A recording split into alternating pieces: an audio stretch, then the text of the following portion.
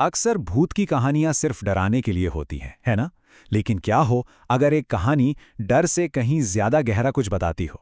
आज हम बेलपुर गांव की इसी कहानी की परतें खोलेंगे और देखेंगे कि ये हमारे समाज के बारे में, उसके अंधेरे कोनों के बारे में क्या सच्चाई सामने लाती है। एक माँ जो मरने के बाद भी अपने बच्चे को ढूंढ रही है, सोचकर ही अजीब लगता है ना? यही सवाल है जो हमें सीधे बेलपुर गांव की उस त्रासदी के बीचों बीच ले जाता है जहां से ये सब शुरू हुआ। तो चलिए कहानी की शुरुआत करते हैं। और शुरुआत होती है अंजलि से। उसके पति रघुवीर के घर में चार दीवारों के अंदर एक ऐसी जिंदगी कैद थी जिसमें खामोश दर्द और घुटन के सिवा कुछ नहीं था। 8 साल, सोचिए, पूरे 8 साल। इतने लंबे वक्त तक अंजलि की शादी चली थी।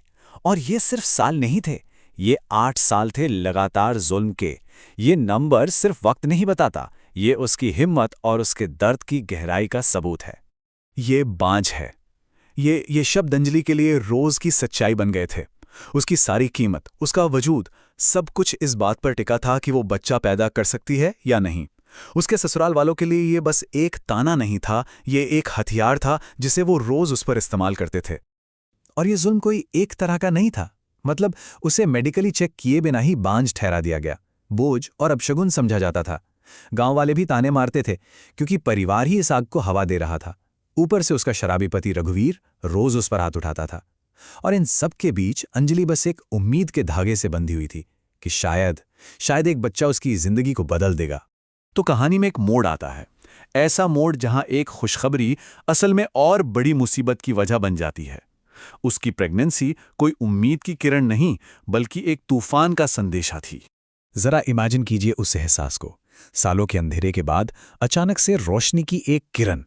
जब डॉक्टर ने कंफर्म किया कि वो मां बनने वाली है, तो अंजलि को वो खुशी मिली जिसके बारे में शायद उसने सोचना भी छोड़ दिया था।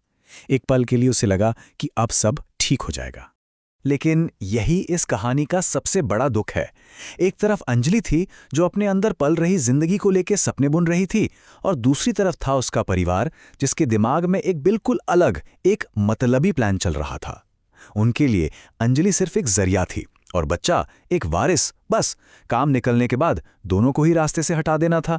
प्रेगनेंसी से उसकी तकलीफें कम नहीं हुई, बल्कि और बढ़ गईं।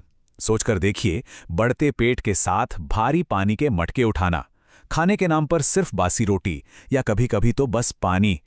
डॉक्टर ने साफ साफ चेतावनी दी थी कि इससे मां और बच्चा दोनों की जान को खतरा है, लेकिन उनकी चेतावनियों को अनसुना कर दिया गया। अंजलि और उसके बच्चे की जिंदगी उनके लिए बेकार थी।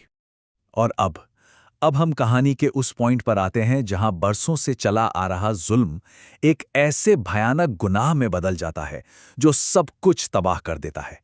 वो लम्हा जो इस पूरी कहानी का रुख मोड़ देगा। और उस भयानक गुस्से की वजह सुनेंगे तो हैरान रह जाएंगे। बस इतनी सी बात थी कि खाना पूरी तरह गर्म नहीं था। डॉक्टर के पास से थककर लौटी अंजलि से बस इतनी सी गलती हुई, एक छोटी सी बात जिसकी कीमत उसने अपनी जान देकर चुकाई। अपने आखिरी पलों में भी अंजलि अपने लिए नहीं, अपने होने वाले बच्चे के लिए भीख मांग रही थी।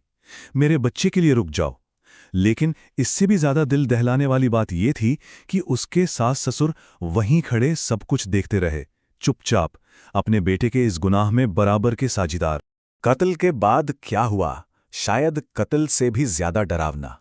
कोई पछतावा नहीं, कोई अफसोस नहीं, बस ठंडे दिमाग से सोचा गया प्लान।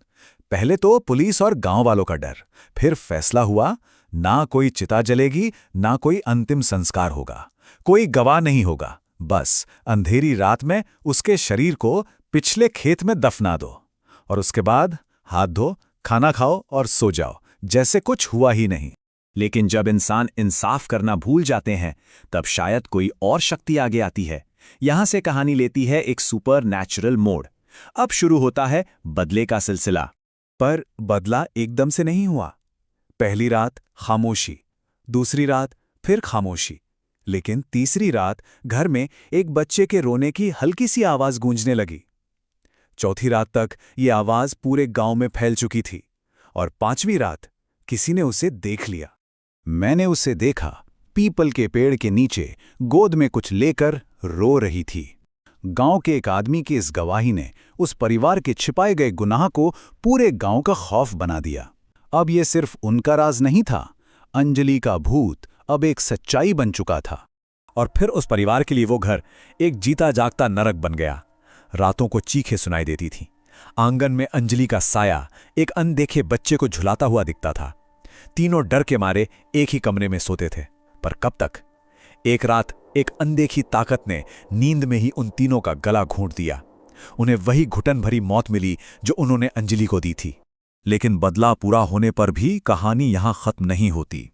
असल में यहां से ये एक अमर कथा बन जाती है, एक ऐसी चेतावनी जो उस गांव की मिट्टी में हमेशा के लिए बस गई। अंजलि की आत्मा कोई आम आत्मा नहीं थी। हमारी लोक कथाओं में ऐसी आत्मा को गर्भवती आत्मा कहते हैं, मतलब एक ऐसी औरत की आत्मा जिसे गर्भावस्था में ही मार दिया गया हो। और माना जाता है कि ये आत्माएं सबसे ज्यादा बेचैन और ताकतवर होती हैं, क्योंकि वो हमेशा अपने खोए हुए बच्चे को ढूंढती रहती हैं। इसके बाद गांव वाले मिलकर उसकी आत्मा को शांति देने की कोशिश करते हैं। एक तांत्रिक को बुलाया जाता है। वो बताता है कि अंजलि की आत्मा को तब तक शांति नहीं मिलेगी जब तक उसका अंतिम संस्कार ना हो। तो गांव वाले उसकी लाश को जमीन से निकालते हैं और उसके अजन में बच्चे के साथ उसका पूरे विधि विधान से अंतिम संस्कार करते हैं। तो क्या अंतिम संस्कार से सब कुछ ठीक हो गया? नहीं, कहानी खत्म नहीं हुई। वो बेलपुर गांव की पहचान का हिस्सा बन गई। एक ऐसी कहानी जो पीपल के पेड़ के पास के उन खेतों में आज भी सुनाई जाती है, एक चेतावनी की तरह। और आखिर में हम वापस उसी सवाल पर आ जाते हैं जिसके साथ ये सब शुरू हुआ था।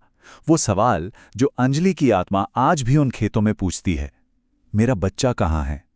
एक ऐसा सवाल जिसका कोई जवाब नहीं, और एक ऐसी याद जो बताती है कि कुछ गलतियों की गूंज कभी खत्म नहीं होती।